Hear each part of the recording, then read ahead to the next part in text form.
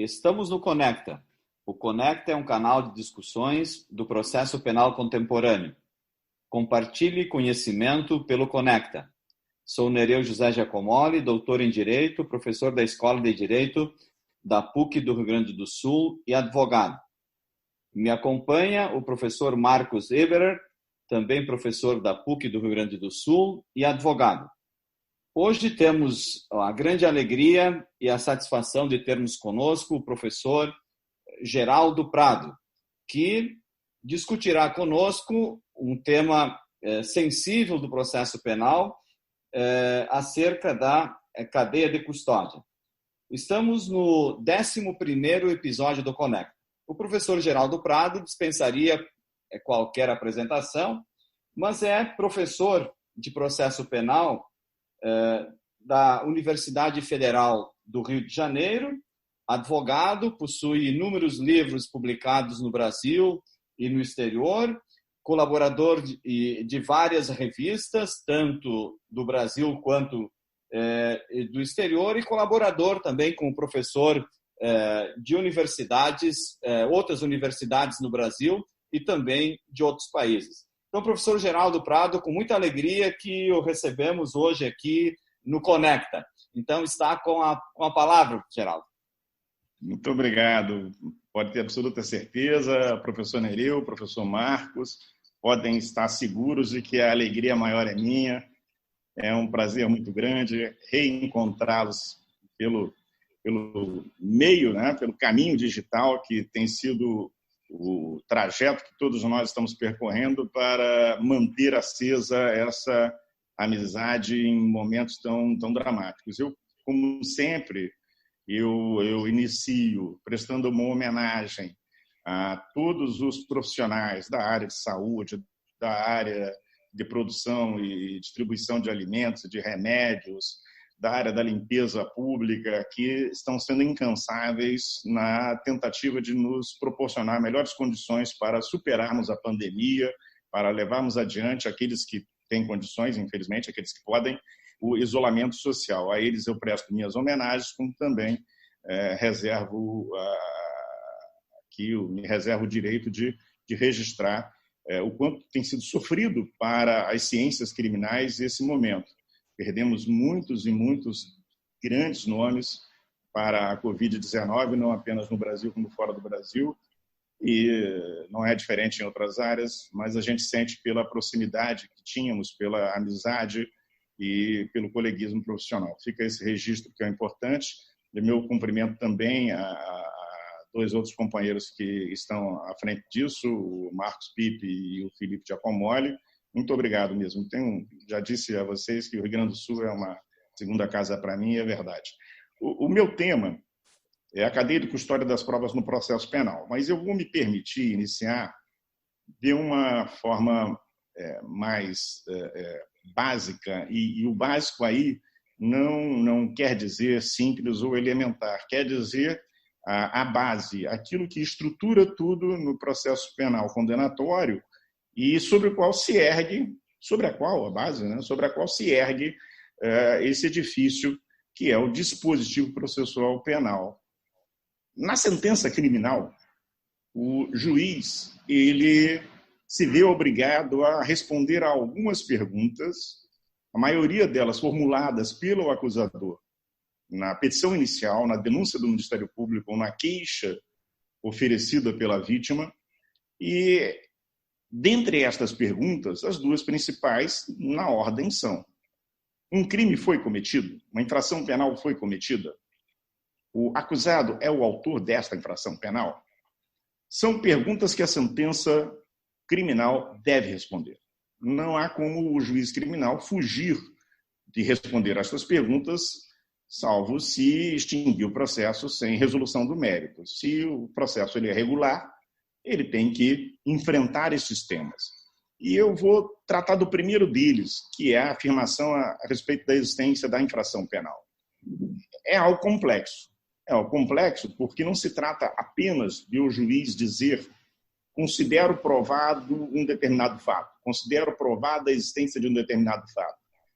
Um fato atribuído a um acusado em um processo criminal não é um fato bruto da vida. Ele tem, faz todo sentido que seja assim, ele tem uma conotação que o direito estabelece, que o direito fixa, que faz com que este fato ele seja qualificado por elementos simbólicos, por elementos linguísticos muito específicos. Se João é acusado de matar José, por exemplo, não se trata apenas de demonstrar que no mundo da vida João fez determinados movimentos, realizou determinado comportamento que deu causa à morte de José. Causar a morte de uma outra pessoa não é crime, a não ser que esta causação da morte tenha sido intencional ou resulte da violação de algum dever de cuidado, uma infração de dever de cuidado, uma negligência, uma imprudência, uma imperícia. E tanto a ação intencional, o dolo no causar a morte, como a ação não intencional de causar a morte, mas provocadora da morte por violação do dever de cuidado, na imprudência, na imperícia ou na negligência, tanto num caso como no outro, eu vou ter elementos jurídicos ali que o juiz, obviamente, vai ter que enfrentar. Mas ele não tem como enfrentar esses elementos jurídicos, ele não tem como responder a esta pergunta se ele minimamente já não tiver enfrentado a questão logicamente anterior, que é a própria existência no mundo real de um determinado fato. Isso é muito importante. Isso é muito importante porque eu acompanho o debate que hoje se trava no Brasil a respeito do papel que a verdade cumpre no processo penal e entendo as posições que divergem em torno dessa noção, mas independentemente das teorias que se possa cogitar para enfrentar o tema da verdade, é absolutamente necessário para um juiz criminal dizer: estou convencido de que João atirou e matou José, ou estou convencido de que João atirou, mas a morte do José foi devido a outros fatores absolutamente independentes da conduta do João, ou que o João não fez absolutamente nada. Uma afirmação sobre os fatos da causa, ela é necessária.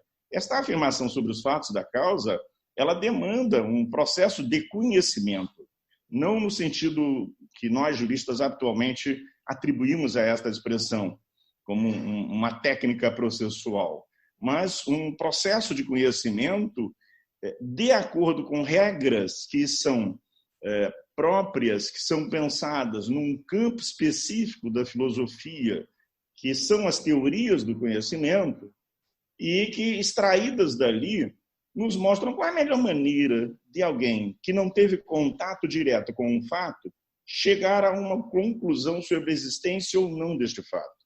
Como é que o juiz, que não teve contato com este episódio, João atirar em José, pode fazer uma afirmação na sentença que não conduza a um erro, que evite que ele condene uma pessoa que seja inocente ou evite que ele absolva uma pessoa que, de fato, seja responsável pela prática de um homicídio. Vamos imaginar aqui, como não é júri, vamos imaginar um homicídio culposo, para colocar aqui as coisas em termos mais próximos do nosso direito. Então, essa tarefa é uma tarefa da epistemologia. A epistemologia, ela, como um ramo do saber humano dedicado à exploração, à investigação das condições de formação do nosso conhecimento seguro, ela busca nos orientar. Olha, o que ao longo da história, e aí faço um parênteses, é evidente que eu estou tratando de um arco muito específico, que é a história da civilização ocidental, que vai construir toda essa estrutura, todo esse sistema de ideias que nos orienta até mesmo na definição dos métodos, da arbitramento de responsabilidade, estabelecer um poder judiciário, Ministério Público, polícia, testemunhas, etc. Tudo isso tem uma história, e dentro desta história que se desenvolve esse subtexto, essa subhistória que é a história do conhecimento humano. Como é que nós podemos permitir que uma pessoa que não teve contato com os fatos possa chegar a uma conclusão razoável a respeito destes fatos que ficaram no passado? Entre os inúmeros casos que podem chegar à esfera criminal, há hipóteses, há casos em que você, na observação deles, percebe que esses casos deixaram algum vestígio. Algo no mundo exterior foi alterado, alguma situação, algum estado de coisas foi alterado, e esse estado de coisas ele pode ser percebido pelos nossos sentidos, ele pode ser captado pelos nossos sentidos. E pode ser entendido, e deve ser entendido, como um sinal enviado ali, um sinal daquela situação criminal específica, daquela modificação que, em tese, a conduta do criminoso causou no mundo exterior. Então, se João atirou em José e matou José, eu tenho um cadáver. Provavelmente, se a hipótese dele ter atirado na vítima, eu devo ter uma munição, eu devo ter um projétil da arma de fogo, talvez eu tenha a própria arma. Todos estes elementos são elementos que, com o desenvolvimento do conhecimento humano instrumentalizado, a ciência é o conhecimento humano instrumentalizado, que operacionaliza para atingir determinados objetivos. Com o desenvolvimento da ciência, nós podemos chegar a algumas conclusões seguras a respeito, por exemplo, de que se foi aquele disparo de arma de fogo que, de fato, provocou a morte da vítima, se essa morte não foi provocada por uma situação absolutamente independente, se o projétil já não encontrou um cadáver quando atingiu aquele corpo e sim encontrou a vítima e levou à falência de elementos vitais da pessoa. Então, a ideia fundamental é que haja segurança para uma decisão judicial. E sempre que eu tenho estes elementos disponíveis para exame, que podem passar por um filtro e devem passar por um filtro de técnicos que exige uma expertise, um conhecimento especializado, um conhecimento mais qualificado, há uma tendência de redução do erro judiciário. O problema maior, e com isso eu vou encerrar essa primeira etapa aqui da nossa intervenção, o problema maior é que a gente está vivendo o mundo das pessoas, o mundo das gentes, né? E que esse desejo nosso, essa intenção nossa de que a sentença responda honestamente a uma pergunta depende muito de que as condições para a resposta a esta pergunta também tenham uma origem honesta, haja uma garantia de integridade e autenticidade da prova que permita ao juiz se sentir seguro para oferecer aquela resposta, condena ou absolve. A experiência nos mostra que essa garantia só é possível se eu parto de um princípio de desconfiança dos agentes do Estado. Eu preciso que os agentes do Estado me convençam, a mim, juiz, que desde o início da investigação criminal, desde o início da notícia crime, estes elementos, projétil de arma de fogo, a própria arma e etc., são fidedignos, são aqueles que foram apreendidos em poder do suspeito, etc., a causar a morte. Essa fidedignidade, essa fiabilidade, o nome técnico é esse, fiabilidade probatória, é uma condição anterior para a resposta à pergunta do juiz. O juiz só vai responder sim, realmente o acusado é o autor desta infração penal, se ele estiver convencido de que aqueles elementos de prova não foram alterados, manipulados, são íntegros e autênticos. Então, a lógica da coisa é um pouco essa. A cadeia de custódia é um instrumento, uma ferramenta à disposição das partes no processo, do próprio juiz, para garantir essa segurança. Peço desculpas por ter passado um pouquinho, mas é mais difícil fazer essa exposição meio concentradamente. Eu agradeço, então, devolvo a palavra a nossos queridos entrevistadores. Muito bem, Geraldo. Realmente esses são os fundamentos e as bases do porquê da necessidade de nós termos uma regulamentação acerca da cadeia de custódia, que nós não tínhamos no nosso ordenamento jurídico até a última reforma de 2019, o denominado pacote anticrime, que regulamentou, mas a cadeia de custódia especificamente da prova pericial. Claro que já é um avanço em termos de legislação, em termos de prova, porque nós temos, fruto de toda a nossa estrutura de Código de Processo Penal, de legislação penal da década de 40, no Brasil, uma baixa regulamentação acerca da prova no processo. Por que disso? Porque um dos pilares de formação da nossa estrutura processual justamente dava poderes ex officio para o juiz de buscar a prova. Então, se o juiz possui poderes de buscar a prova, então não há necessidade de regulamentar nem os meios de prova, nem as fontes de prova, nem a metodologia da busca de prova, e menos ainda a cadeia de custódia, porque quanto mais se regulamenta, menos poder discricionário para o julgador. Então, está dentro essa falta de regulamentação e até de observância da cadeia de custódia no processo penal, advém dessa nossa formação, né, que nós tivemos, a formação dogmática vinda da nossa legislação, né? Formação dogmática, a nossa doutrina que construiu em cima desses pilares do nosso Código de Processo Penal de 1940, que a jurisprudência acompanhou, tá? Mesmo após a Constituição de 88, nós tivemos uma divisão de um processo penal mais voltado para a Constituição e de um processo penal ainda dormitando na década de 40. Né? Mas realmente nós temos no processo penal o fato, né, que deve ser levado ao conhecimento do julgador. Né? O juiz ele está no processo como, ou pelo menos deve estar, né, como alguém que desconhece totalmente o fato. Tá? E como tu falaste, realmente o juiz, para que a decisão seja mais adequada, uma resposta adequada ao caso concreto, ele deve confiar naquilo que está sendo levado ao conhecimento do juiz.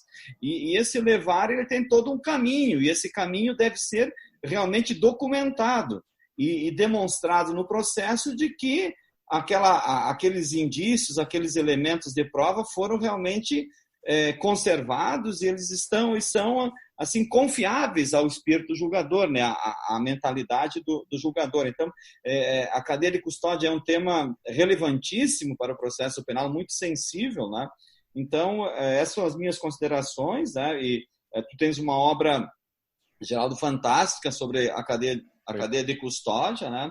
E uma das primeiras obras no Brasil, né? E publicada também no exterior, né? Sobre a cadeia de custódia, um parecer belíssimo que foi acolhido no STJ, né? Sobre a cadeia de custódia, né? Realmente um dos pioneiros a chamar a atenção para esse problema que passou anos despercebido, né? No processo penal, né? Era disso que eu queria falar. Não sei se isso, se a necessidade dessa regulamentação da cadeia de custódia, ela se restringe à prova pericial, ou nós deveríamos também exigir uma observância da cadeia de custódia em outras espécies de prova também? Mas eu queria ouvir também o professor Marcos sobre isso. Eu queria começar pelo julgamento do Supremo Tribunal Federal, que sobre a Operação Ouro Verde, aqui do Rio Grande do Sul, a operação da Polícia Federal aqui no Rio Grande do Sul, que era justamente ali um case, né, que nós esperávamos em todas as instâncias, desde o TRF4 até o STJ, no Supremo Tribunal Federal, que houvesse uma saída para solução daquilo que lá aconteceu. Por quê? Porque lá se falava, e tecnicamente se falava, sobre essa questão do conhecimento da verdade, que é o que o Geraldo está trazendo para nós. Ou seja, no momento em que eu tenho mecanismos que me impedem o conhecimento da verdade, sem dúvida nenhuma, isso está na contramão daquilo que nós passamos décadas até hoje vivendo. Por quê? Porque quando eu trago aqui o case da Operação Ouro Verde, eu, no próprio Supremo Tribunal Federal e no STJ também, eu vou ter novamente uma mistura de conceitos retornando para a década de 40, retornando para a década de 60, 70 no Brasil, em que, quando eu falo de fiabilidade, eu consigo resolver muito fácil por dentro do livre convencimento. Ou seja, não é disso que nós estamos falando. Nós demoramos muitas décadas para que os tribunais abandonassem. Diga-se de passagem, no Supremo Tribunal Federal, isso iniciou pelo processo civil e só depois foi ao processo penal em relação à questão da intimidade, enfim, para que nós tratássemos da admissibilidade. Ou seja, que nós não nos imiscuíssemos no livre convencimento, ou seja, na valoração da prova, porque nada tinha a ver com isso. Então, me surpreende muito que o Supremo Tribunal Federal, na Operação Ouro Verde, tenha falado disso, desta forma. Principalmente depois do Geraldo ter escrito uma obra que, além da cadeia de custódia, traz outras tantas questões ao redor de todos esses mecanismos que nós temos em relação ao conhecimento. Ou seja, qual é que é o meu medo? O meu medo é que, com essa regulamentação, ou com essa regulamentação parcial em relação à cadeia de custódia da prova no processo penal brasileiro, a partir do pacote anticrime, novamente, das duas uma. Ou os juízes e os tribunais sairão pelo livre convencimento novamente, ou então sairão pelo prejuízo. Ou seja, misturando a sanção com nulidade relativa, ou até, eventualmente, absoluta, saindo pelo prejuízo. Então, era essa a minha contribuição e agradeço desde já, Geraldo, a tua fala encantadora e a tua participação aqui honrosa conosco. Obrigado. Posso falar 3 coisinhas rápidas aí para... Claro, evidente, Geraldo, claro. Colocar a minha posição a respeito de tudo. Vocês foram muito precisos e tocaram no ponto que eu insisto, na confusão entre o momento da valoração da prova, que é um momento judicial ali, não de inteira liberdade, há uma série de critérios, tanto epistemológicos como jurídicos, que funcionam aí, obviamente, que por melhor que seja a prova, se ela tiver sido obtida por meios ilícitos, o juiz não vai poder valorar. E outros critérios são de natureza epistemológica, que são esses da inconfiabilidade do material probatório. Ele não é inconfiável a priori por uma série de outras razões. Mas é o momento da valoração. Há uma confusão, e houve aí no julgamento do Supremo Tribunal Federal, no caso da Operação Ouro Verde, essa confusão, a reiteração desta confusão com a etapa da própria colheita e integração do meio probatório ao processo. Pode ser um meio de prova, pode ser um meio de obtenção de prova, não é necessariamente um meio de prova, um meio de obtenção de prova que tenha uma existência material, pode ser um elemento digital também, o Nereu falava disso aí agora há pouco, pode ter uma relação indireta com o tema objeto da decisão, mas uma relação indireta, apesar de indireta, bastante significativa. Tudo isso são etapas processuais diferenciadas. E é muito interessante essa confusão, que podemos até dizer, ela remonta ao Código de 40, sim, remonta ali ao Código 41, mas ela vai mais atrás, ela é fruto da maneira como se organizou o processo penal português e como nós organizamos o nosso a partir dessa influência do processo penal português, de uma visão de mundo que já não existia há muito tempo. Eu trabalho aqui com material. Eu ontem divulguei, na segunda-feira, dia 29 de junho, divulguei nas redes sociais um conjunto de obras de um autor chamado Gilbert. Gilbert foi aluno de John Locke. Ele era um matemático. Ele escreve 4 volumes de um trabalho sobre atividade probatória e admissibilidade probatória, que serão influentes para o processo penal inglês e depois para o processo penal norte-americano. A coisa é escrita em 1720. Nós estamos em 2020, são 300 anos de diferença. E com 300 anos de diferença, um processo penal que busca legitimidade na certeza a respeito da existência do fato, ele estabeleceu uma diferenciação muito grande entre a admissibilidade da prova e a valoração da prova. Tudo isso que foi dito pelo Marcos, tudo isso que foi dito pelo Nereu, tem a ver com a admissibilidade da prova. O que eu estou dizendo tem a ver com a admissibilidade da prova. São inadmissíveis meios probatórios que, a priori, se revelam inconfiáveis.